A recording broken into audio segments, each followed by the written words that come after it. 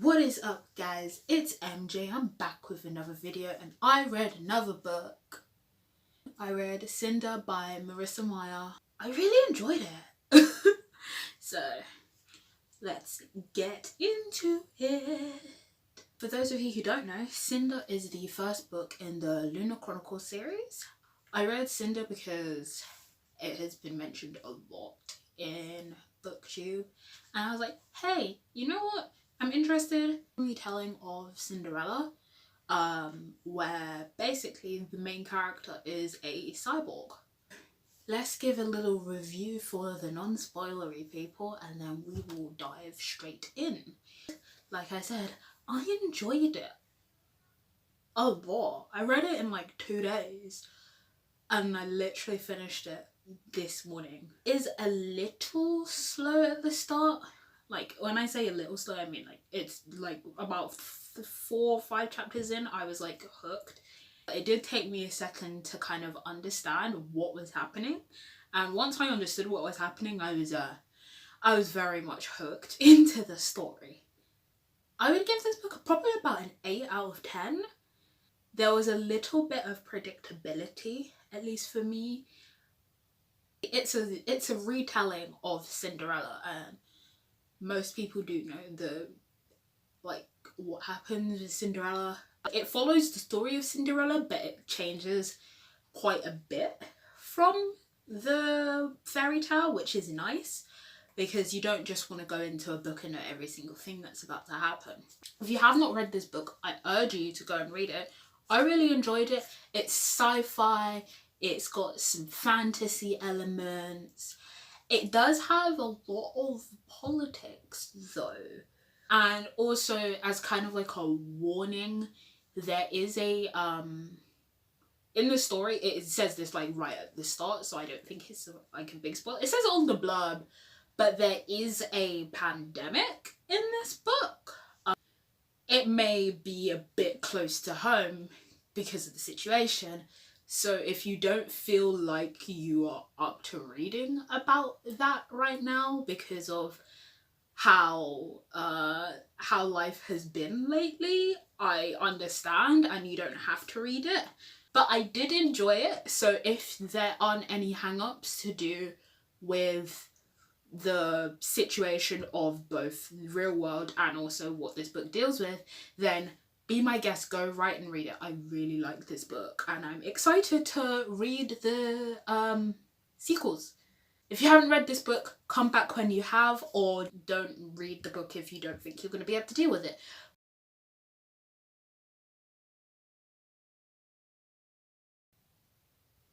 For those of you who have read the book, however, where do I even begin? Where do I begin? Cinder, our main character, our cyborg. I'm not going to lie. I did see the twist coming, first of all.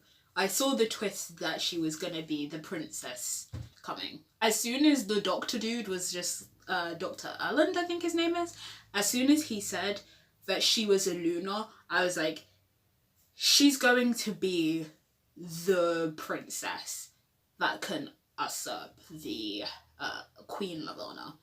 Like, I'm not going to lie, I was literally like yelling internally. Once again, I internally yell a lot when reading, but I was literally just like, she's going to be the princess. Either she's the princess or she's the doctor's daughter.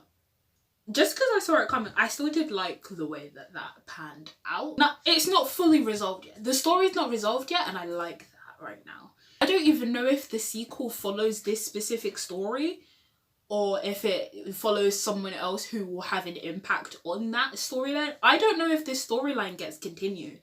I know nothing about the next book, which is called Scarlet. I know absolutely nothing, so I'm really curious to see where that book goes. Let's start at the beginning, where we meet Cinder, and she is a cyborg mechanic who lives with her legal guardian, Adri, and her sisters, her like adopted sisters, who are Peony, I don't quite know how to pronounce it, and Pearl. Right off the bat, something that I really did like about this retelling is the fact that Cinder had a like good relationship with Peony. I like the fact that she wasn't fully pit against both sisters and the stepmom, but she actually had like a confidant in the house, which was nice. And just Peony's like sweet, and she's like, she didn't deserve what she got. She didn't. I really wish that she'd managed to get the cure. The prince of the emperor, Kaito, I think his name is, or Kai, he turns up, and I knew immediately that there was going to be some kind of like flirtation, romance kind of sprinkled in there. I do like that it doesn't end with them just immediately getting together, because obviously they're very different. Like, Cinder's a mechanic and she's a cyborg, and then Kai is the prince and soon to be emperor, and they come from very different they come from different backgrounds. Kai's not an asshole. I really like the fact that Kai is actually a nice guy instead of being one of those kind of pretentious like prince character. I like the fact that he's not just entitled. I did like Prince Kai. Him and Cinder did have like chemistry. We get the first glimpse of Lettermosis. I don't know how to pronounce it properly. When one of the shopkeepers in the marketplace gets it, and we get to see the reaction of not only Cinder but also the like town at large. And that was kind of, I don't know, it kind of hit close, just because it's kind of like we're living in a situation that like is similar but also not similar at the same time. We meet Adri and Pearl and Peony, and they're getting ready for the ball. We immediately see the tension and also how people don't like cyborgs. I mean, we get to see Cinder's relationship with her stepmother and her stepsisters, and you know, classic to the Cinderella story, she doesn't get on with her stepmother. They have a very tense relationship because of how they came to be, because Cinder was basically found and adopted by Adri's late husband. When he died, she ended up being the legal guardian of Cinder, and I'm like very certain that Adri blames Cinder for his death and for like would rather have her husband back than Cinder, and that's not the kind of thing that you put on someone's shoulders. Cinder ends up going to a junkyard to go and find some stuff, I don't remember what, but Peony ends up coming, and then the lettermosis, the symptoms end up showing on Peony, and Cinder's faced with the decision of calling someone to come and deal with her sister, and for all intents and purposes her sister getting this plague. And we get to see the inner turmoil of Cinder, also at war with herself, because she also like immediately believes that she also has it. And when she gets home, there's like the tension clashes. Like, a relentless force meets an immovable object, because Adri is vexed. Adri is not having this. She just found out that her daughter's got this plague, and she doesn't even understand why she was out in the junkyard. So basically she's like, get out of my house, basically. And here's an issue, because there's an issue of consent here, in terms of the fact that she basically just signs Cinder up to be this test subject, and she's allowed to because she's the legal guardian, despite the fact that Cinder is adamantly protesting that. It's messed up. It's so messed up, the fact that Adri was able to do that and allowed to do that. I felt sympathetic towards Adri before this, but at that point I was like, yeah, no. I understand that you're upset, but that's messed up. And then she starts like basically cussing out Cinder because she's in Cyborg.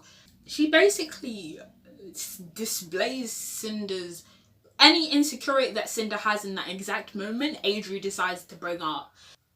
When we get to meet Dr. Erland and we find out that Cinder is immune, that was a time. We find out later that Cinder's also a Luna, but before we get to find that out, we get to see the Prince guy again. Yay, Prince Kai is back. We get like this interlude with him watching his father, who's got this plague and is basically dying. He doesn't recognize his father anymore, and in the space of a week his father went from like being like a dad to being like really sick, and he's so different, and Kai's desperate to find a cure.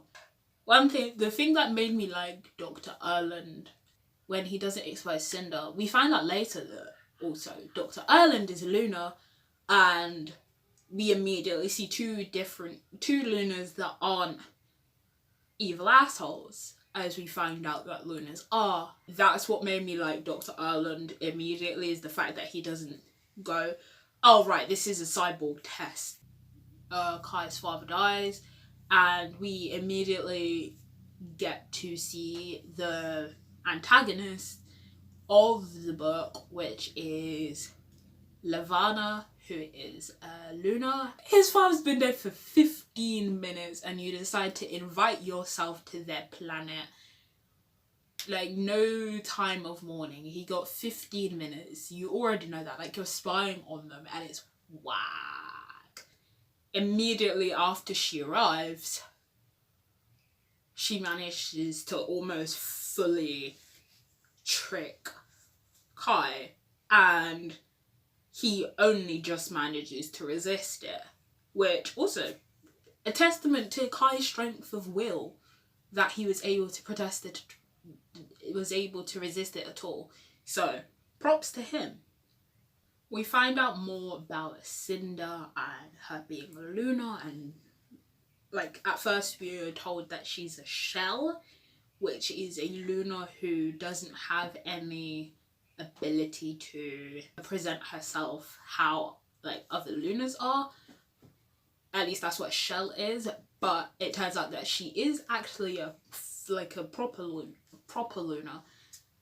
That sounds weird, but she actually has this chip in her which suppresses her Luna abilities, which is actually quite interesting. I would really like that to be delved deeper into, because how did someone on their version of Earth manage to actually be able to fully block off the powers of a Luna?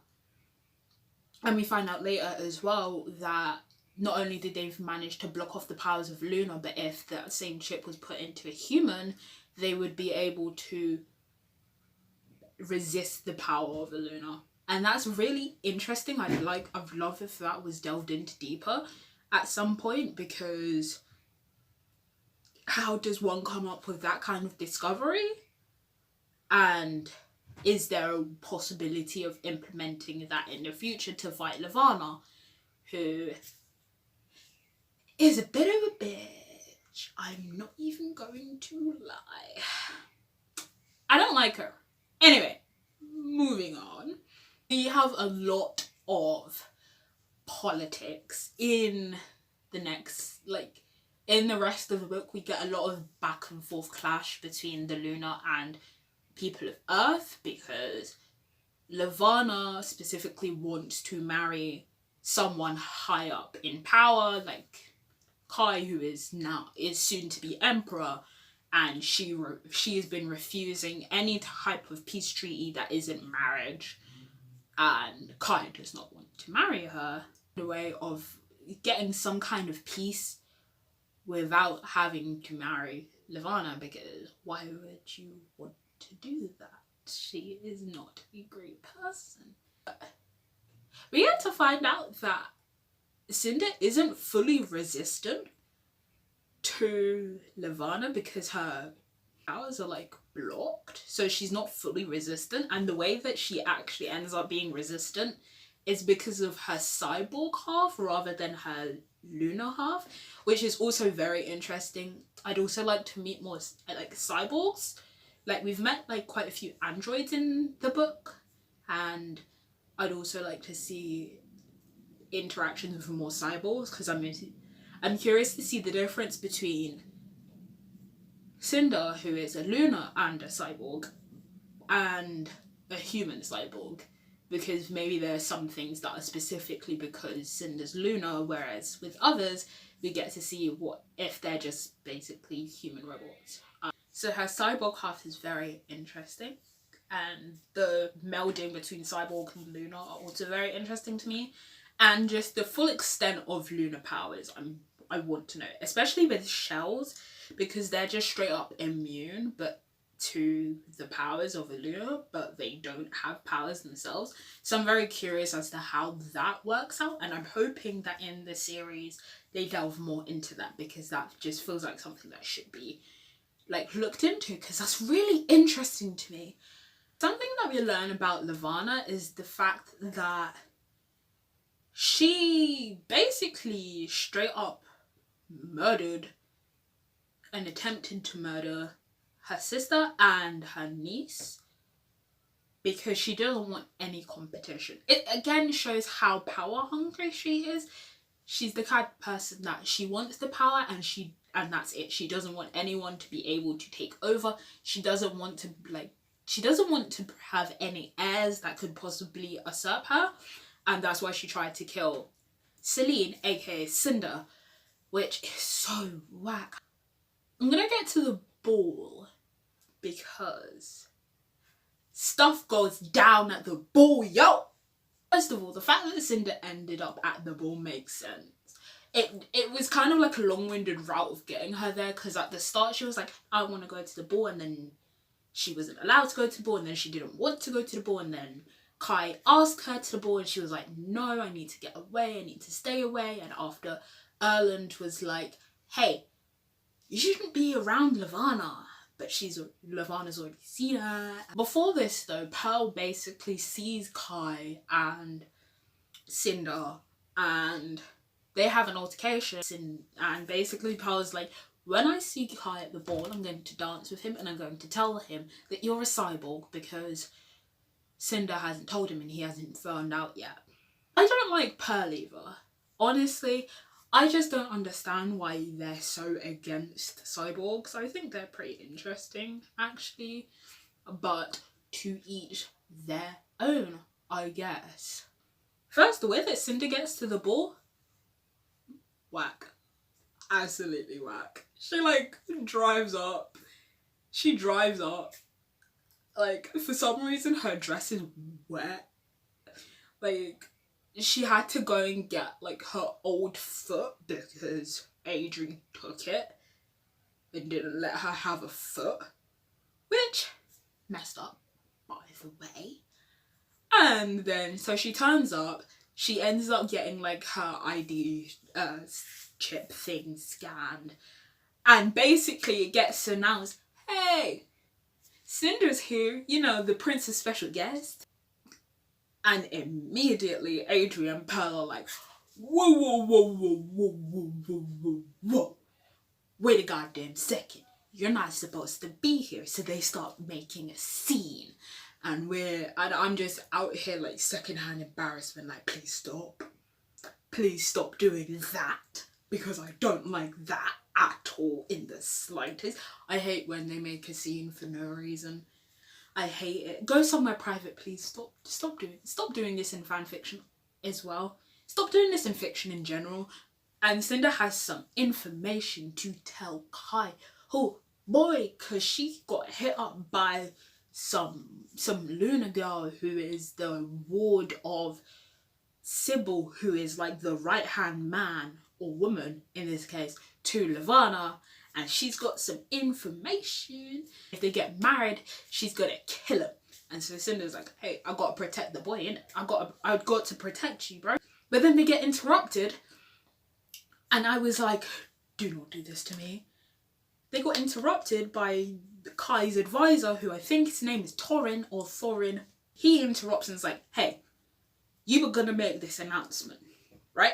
You were gonna make the announcement that you were gonna marry Levana because for the sake of the people, you don't want to start a war. And then Cinder does what I did not think she was going to do. And she's straight up like, cool, I need to stop you from doing that. Let me kiss you. And I was going, what on this green earth? And obviously, Levana knows that she is a Luna, and she's not happy at that, because why are you harboring fugitive Luna on your planet? Because also Cinder has said, hey, she won't marry you if she knows you're in love with me. And then Levana's like, okay, she's a Luna, she's a fugitive. You gotta decide whether or not you're gonna keep your people safe, or if you're gonna vouch for the life of this girl. And then Kai's like, I'm going to vouch for the life of this girl. And Levana's like, okay, and then tries to force Cinder to kill herself. And I was not prepared. Like, we saw this earlier, but I was not prepared. And once again, the way that Cinder was able to resist it was literally because of her cyborg part. And I was literally screaming. I was like, what is happening? The end of this book was whack. I was not prepared for it to go down the way that it did. I knew that she was going to be the princess. I did not know that it was going to go down the way that it went down.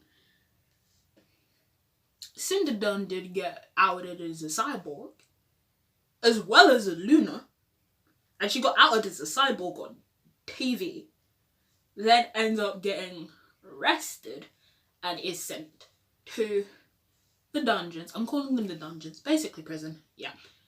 And Levana is like, hey, I'm bringing her back to the moon and we're gonna give her some justice, aka execution. And Kai's like, okay. I wasn't sure if he was hung up on the fact that she was a cyborg or a Luna, or if he was just going with it in order to stop Levana trying to start a war. I wasn't quite sure what's going on, and I still don't know. And that's what makes me kind of shook, because I actually really did like Kai as a character. I would like some more development from him. I'm curious to see how him being an emperor goes.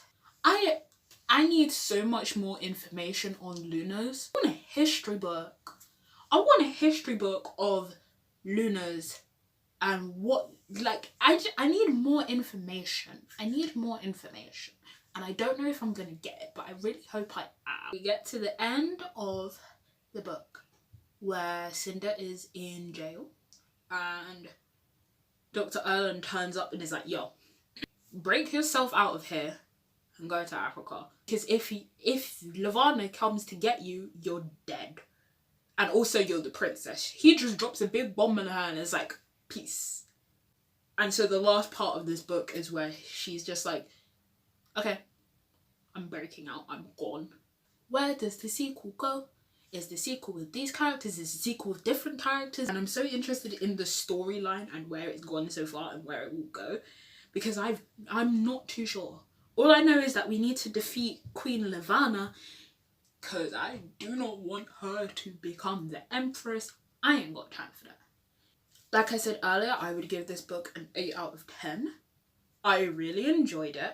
I enjoyed the characters. I enjoyed the storyline. I disliked the characters you're supposed to dislike. And I did feel sympathetic towards Adri, but at the end of the day, she took it a bit too far, and that made me dislike her. I just really want to know where this book goes, this series goes. I really need to know. that is it for today's video. If you like this video, give it a like and comment any thoughts on this book. Did you like it? Did you hate it? What did you like? What did you not like? Follow me on my social medias, my Instagram, which will be here, and my Twitter, which will actually be here this time. It wasn't up there last time because I literally forgot my Twitter handle. Subscribe to this channel for more content. There will be a WandaVision video on the way. It will be coming out on Sunday, so stay tuned for that. I'll be talking about my thoughts on the first 2 episodes. Till next time, guys. Bye!